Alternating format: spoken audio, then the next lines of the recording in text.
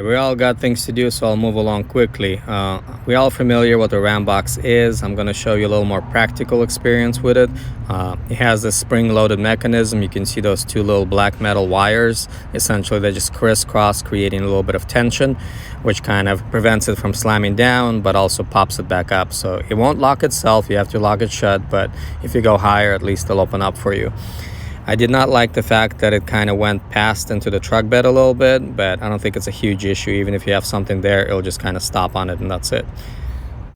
Now, one thing I don't like too much is this basically lock assembly over here. I don't know why they made it so gigantic. There's almost nothing in there.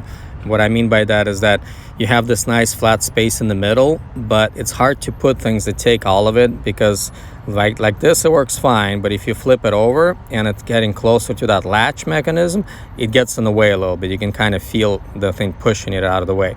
So you got to keep an eye out for that. Luckily, it works out okay with the compressor. All right, moving along, you got these nice little tabs here, which is basically you can buy an organizing kit or also a rifle holder, so you can keep your guns in here nice and safe. At the bottom of each cavity, you're gonna see there's basically a little rubber mat and then a drain plug down at the bottom there. It's made out of a nice soft rubber, so it's easy to take out. It's not like one of those floor plugs, which is super annoying. So that makes it obviously easy to wash it out, or if you use it for cold storage with ice, you can always drain it out. That little slope there is annoying. Moving right along, you get this nice big flat area, but it is somewhat inhibited by that top latch mechanism.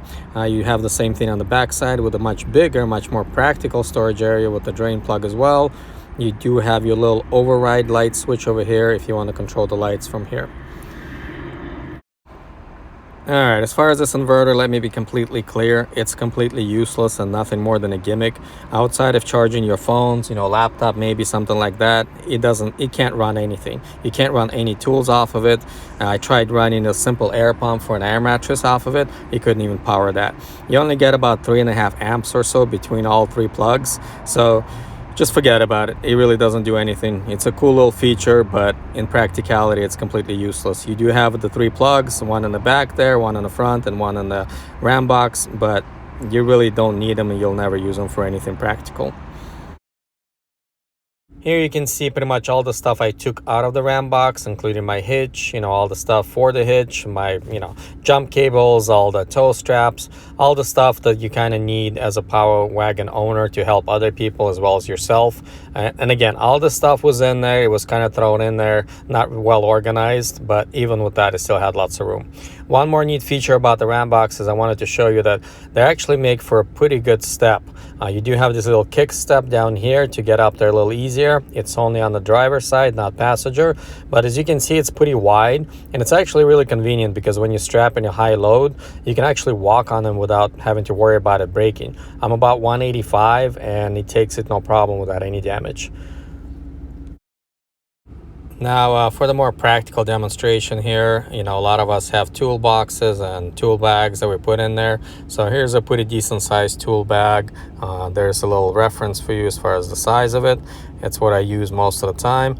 Now, I can fit it on either side. The one on the back obviously works better, but even the front part, you can actually stick it in there. You just have to kind of go horizontal, lay it on the side, then it fits fine because it's not as deep.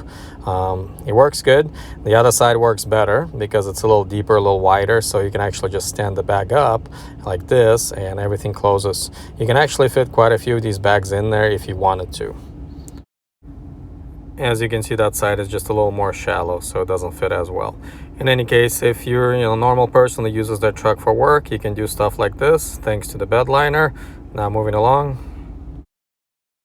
One more quick little note I wanted to make.